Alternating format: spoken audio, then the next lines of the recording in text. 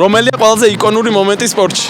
პირველი ნიგერია რო გავიდა სოფლიო ჩემპიონატი და საქართველო რო გავიდა ევროპის ჩემპიონატი პირველად. რა სტადიონზე ვიყავით ეცი ემოციური ყველა კაცი. შენ შევარდი სტადიონზე? აბა რა, თმაო, სტადიონზე ვიყავით და ძალიან გამიყვანა. მაიკ ტაისონმა რა ღური მოაჯამა ვიღაც ბოქსიერს. შეგიძლია გვანახო. აი, როდესაც ზიდანმა მატერასის თავი ჩაატყა რა.